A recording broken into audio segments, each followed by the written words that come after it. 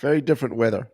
Right? Yes, All right, very let's jump different. straight into it, Mike, because you and I were having a little Yes. pre-conversation about the show, which is which direction are we going to go today? And you said, "Look, let's go. Let's. I want to talk a little bit about September 11th, 9/11, or 9/11."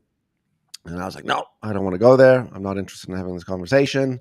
And then I said, "You know what? Maybe what we should do is we should talk about the fact that organizations are still having major crisis issues when it comes down to culture and getting people back into that sort of village and community, and participating as humans together." And you kind of beeline that together where you said, well, wait a minute, we had this event which changed the course of how we do things, and now we've had this other event that has changed the course. So let's go back there. So let's start with 9/11, right? Sensitive time, and condolences and thoughts to all the families out there that might have lost someone.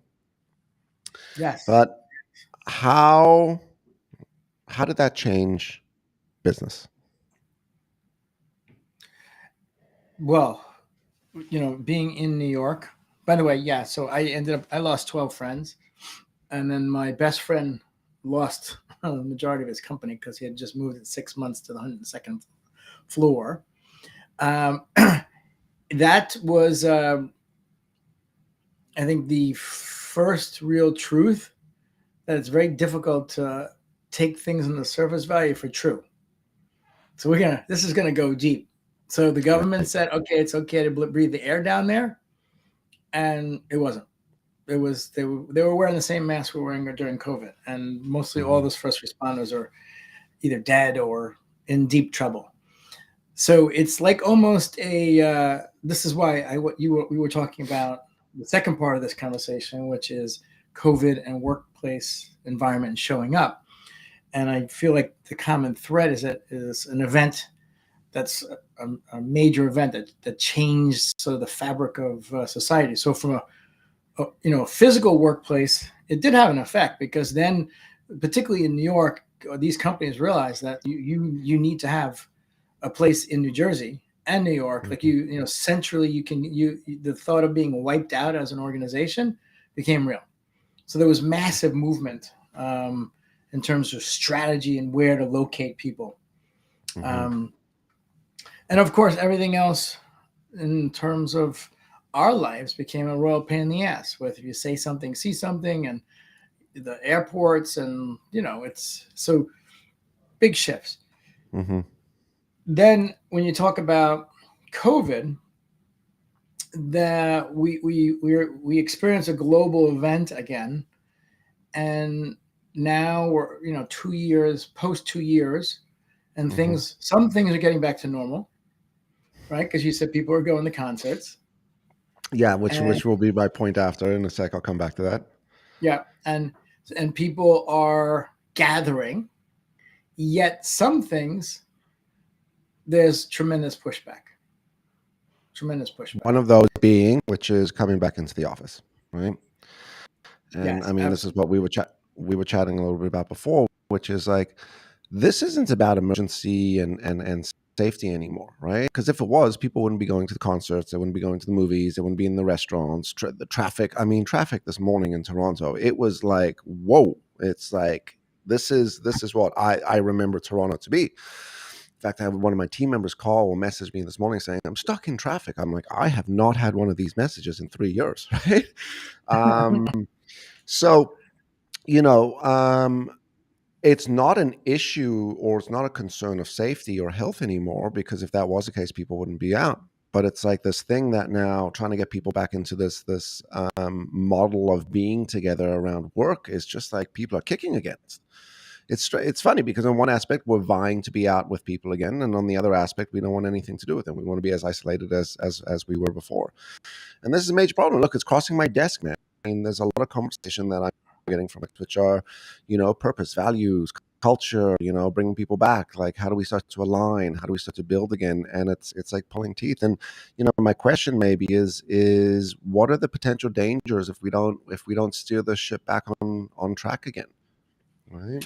And what steering back, I don't know what that answer is. Yeah, so that's a good question. Let's take a look at that one in a second. The first part of what you shared, I think, also needs a little bit of unpacking. So if we were comparing people showing up to work versus going to a concert from a safety perspective, then that would be a iron tight argument. Like if you're doing this, you should Mm-hmm. do that Mm-hmm. because you can't argue. There's no argument against that. Correct. However, the part of the fabric of the framework, which I think shifted, is that people faced death. Similar to what happened Okay. September 11th, a lot of death. And if Yeah. someone you know didn't directly die, someone um, died, and Mm-hmm. then when you started like this mathematical model of all the people that were affected during September 11th, it was like 3,700 people that died. But when you went like three relatives and three Mm-hmm. communities down, it was like millions of Millions people. of people. Yeah. And so with COVID, I think to me when this happened, I was with Caroline and I should have listened to her because she's like, let's get out of New York in like January, February. I'm like, it's Mm-hmm. not really coming. When it comes, we'll get out. And then we were trapped and then we got out. But when it happened, I was like, no, this is going to do the same thing September 11th. There's going to be things that we don't even know will radically shift. And Mm-hmm. the concept to think about is people that don't want to come back in for some of the reasons you just shared. I don't want to drive 45 minutes or an hour in traffic. I'm Mm-hmm. not getting paid for that. To then go show up at 9 o'clock, Mm-hmm. to then work at 5 o'clock, to then drive another hour home, which I'm not getting paid for. And Mm-hmm. more important than just playing up dollars is that if you have a family and you and I both have young kids, if you're leaving at 7:30 in the morning, you're missing the mornings with them. Yeah. And if you're getting home at, you know, 6, 7, 7, anything after 7, you basically missed the opportunity with them. Mm-hmm. So it's an interesting topic because I think there's, depending on the the person, because some people are older and don't have kids, so they don't care about that. Some Right. people are younger. Even the younger generation, they don't have kids yet, but they're looking at it from a completely different perspective. Like their view on what's important Mm-hmm. maybe shifted. I don't know the data points on this, but maybe if you take 20s reshuffling of what's important, and maybe it's not. I don't want to work like a dog. That's not Mm-hmm. what I'm on this planet for. And then the 30s are like, wait a second, like this time's going fast, and I just witnessed I can do both, and I can spend more time with my kids. Mm-hmm. And then I don't know what the 40s and 50s, but Yeah, it just right, feels right, right. like But you said feel something like there in the 20s, like I don't want to work. I don't want to work to death, right? I think it should be the opposite. And the younger you are, this is the time to yes. pound it, right? Like I That's mean, all like I you're did. It was work. That's all I did was work and drink. right, right, right, right. So I think it's um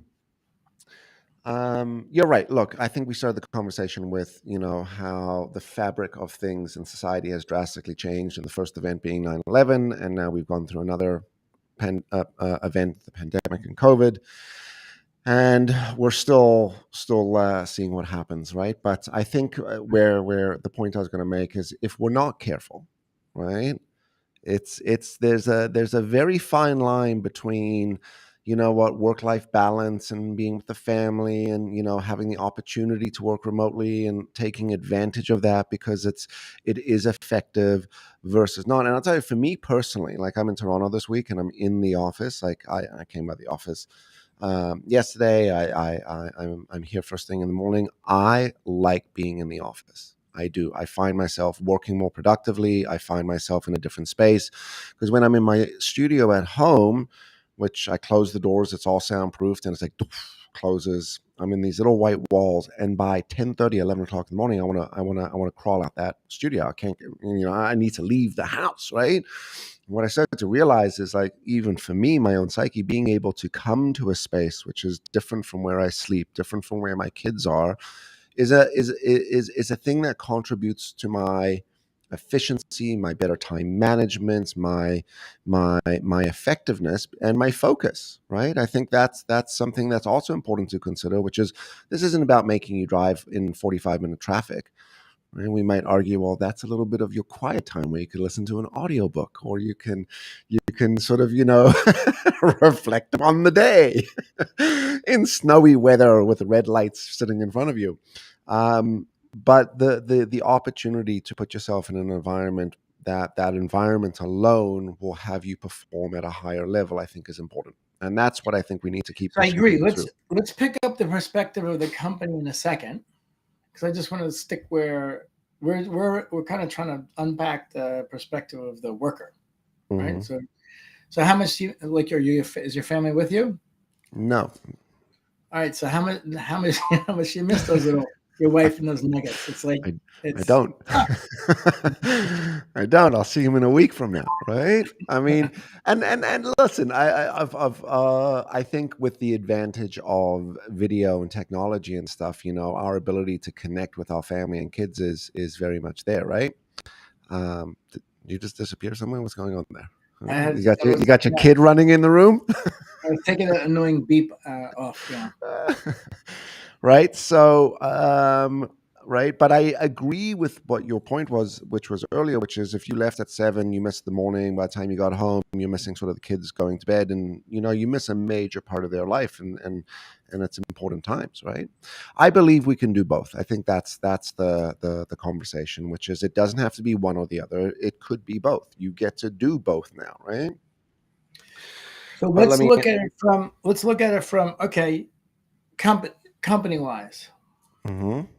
So you've got I don't know, take a typical company you work with. They've got 300, 500,000 employees. Hmm. Normally, everyone Monday through Friday is coming to the office, Hmm. separated by what job function or Job functions, meetings, roles, everything. Right? so of that group of people. Okay, so let's just say okay, the model is everyone comes and we have efficiency X, right? It's Hmm. top efficiency. Hmm. By So the way, I'm not saying if you come in the office, you're efficient. That's not like that. People are not efficient working at home. Just to clarify. yeah, no, I know, but we're talking about culture and kind of what the different That's the what we're different talking about. You the know what we're different talking about? We're talking perspectives. about human connection, right? Yeah. You cannot touch someone through a screen, right? You just there is something that becomes a little bit of a block. So it's human connection, and it's the human connection that eventually results in some sort of a culture which we can define by attitudes and behaviors and go down that road, but we won't, right? But how do you deepen a relationship? How do you deepen a connection, right? Without the in between unscheduled time. Now, as a salesperson, right? I'm in Mm-hmm. sales, you're in sales, right? I Yeah. think Zoom has made our lives even easier as salespeople, right?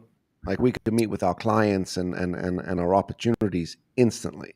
And I find in a lot of cases, they'll take a meeting faster over Zoom than they would live, right? Because remember back in the day, you'd have to get together Yes. with someone. You Yeah. were you were disturbing them, right? It's like, do you want to go Yeah. for lunch? Can I come to your hour for an hour? That Yeah. was part of the pitch, which is convincing them that they should give up their time. So I think that barrier for salespeople has been removed through Zoom, right? But it's the other But stuff, and yeah. but growing up in the stock market, where I was in bullpens of salespeople, trained in a room of 25 people with just a table on the wall that you had to stand and put your phone on two phone books. So it was perfect height, and Hmm. the humming of everyone on the calls selling.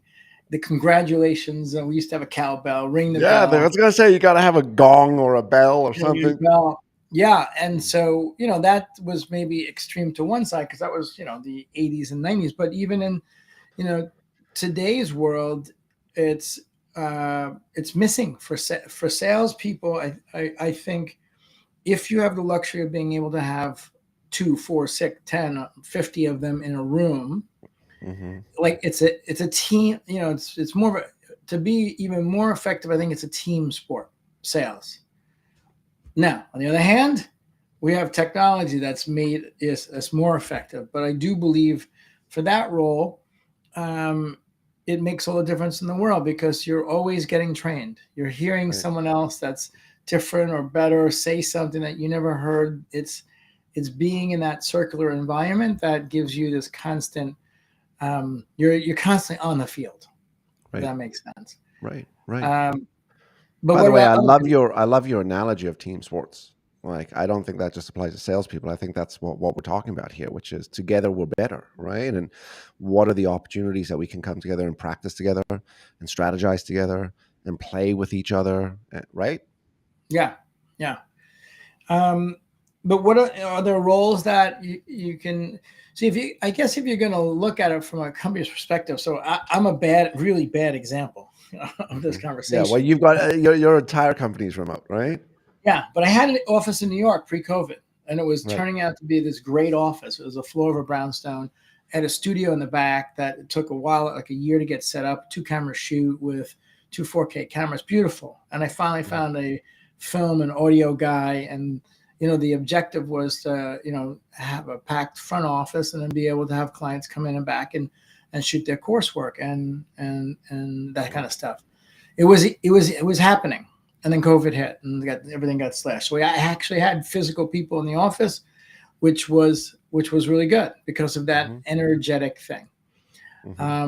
Then with COVID, that was it. You couldn't go in the office, and then I got rid of the office, and then we went and traveled and came down to Costa Rica. So right now we've got 50, 50.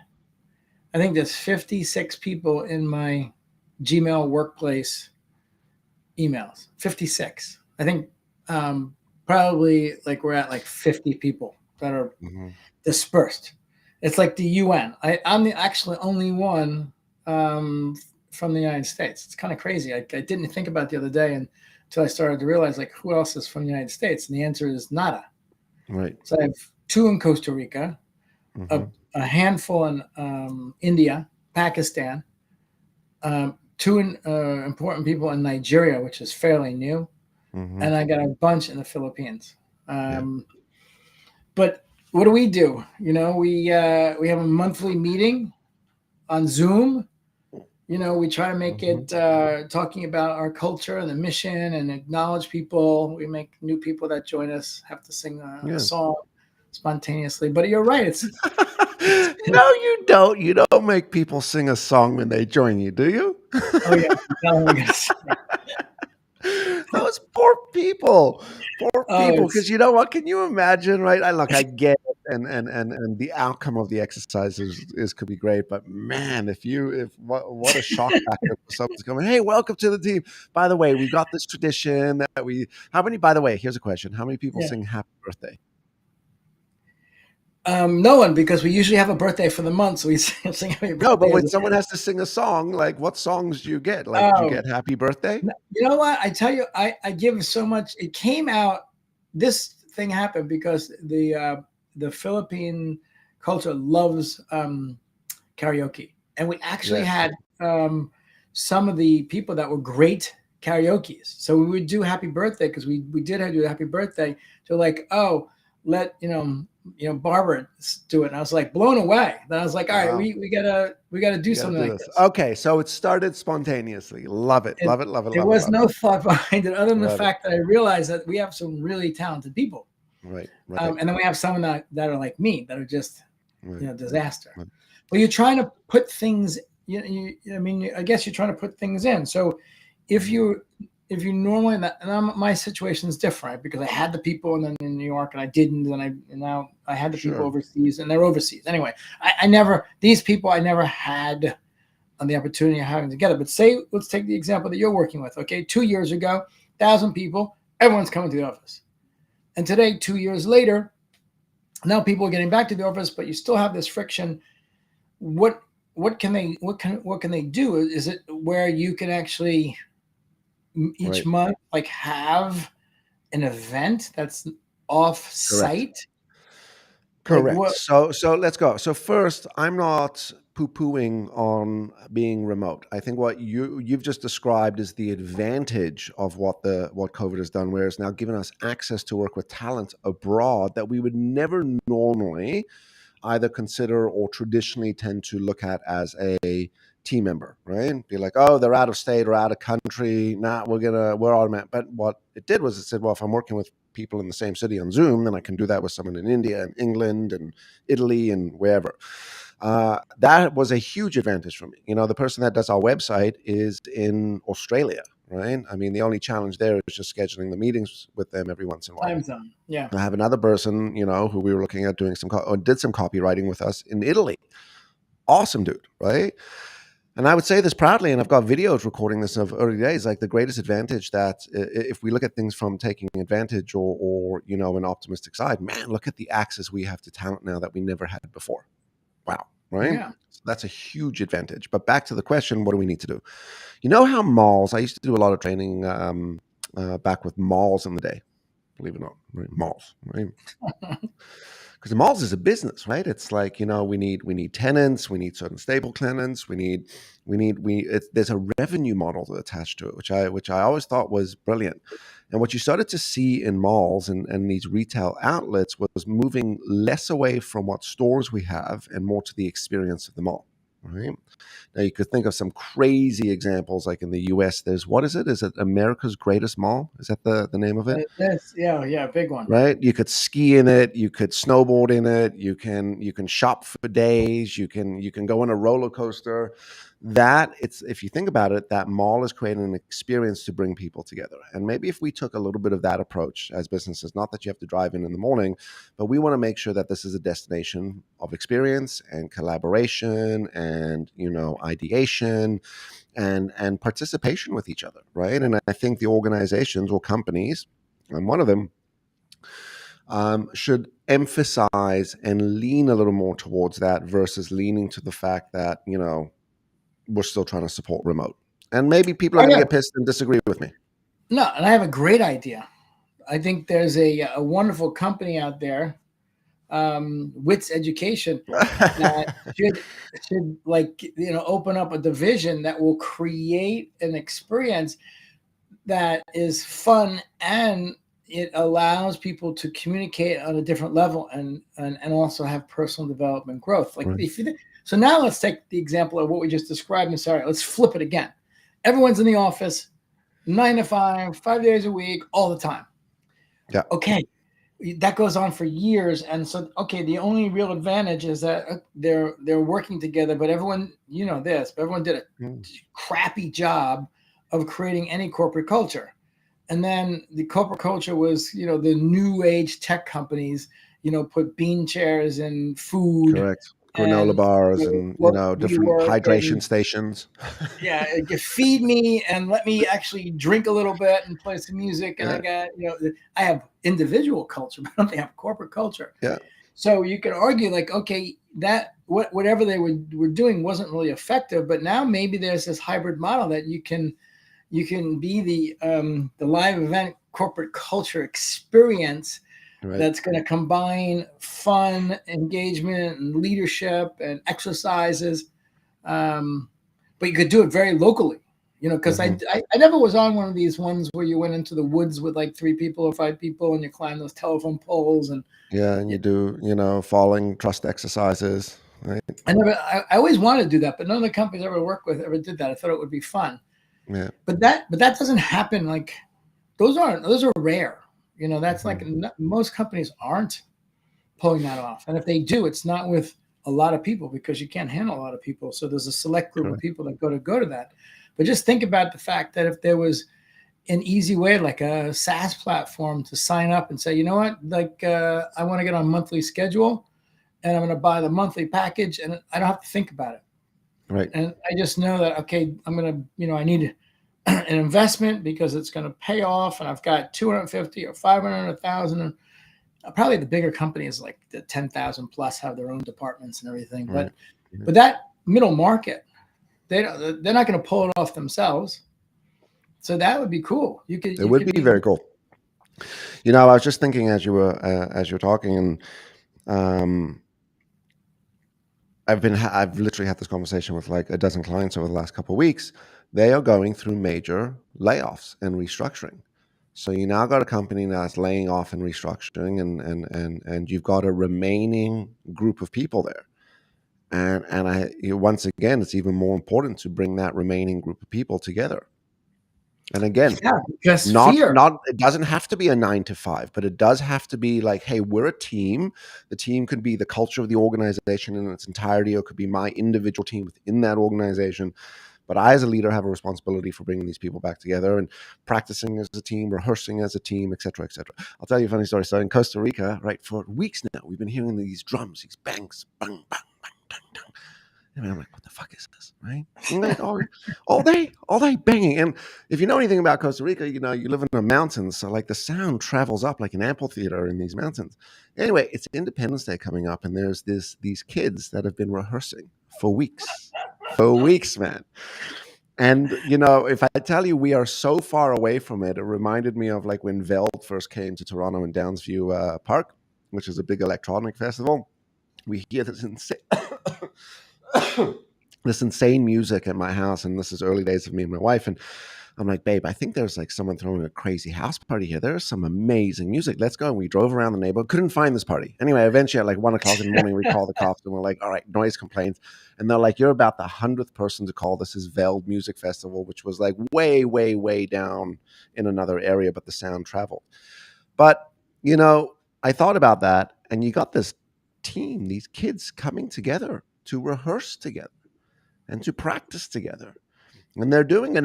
And maybe that's the attitude, which is this is the responsibilities. We come together for short periods of time, intense time together, where we bond, where we practice, where we rehearse, where we share, right? And then we go off and we do our thing, and then we come back together and we go I off. even this is the way my brain works. I even have a name for this for you, but I'm not going to say it because we're live. When we turn the mic off, Mark, you're the ultimate marketer, by the way. If anyone's looking for digital marketing and guidance in LinkedIn and cloud selling, you are the man. Yeah. No, I think it's interesting. Yeah. The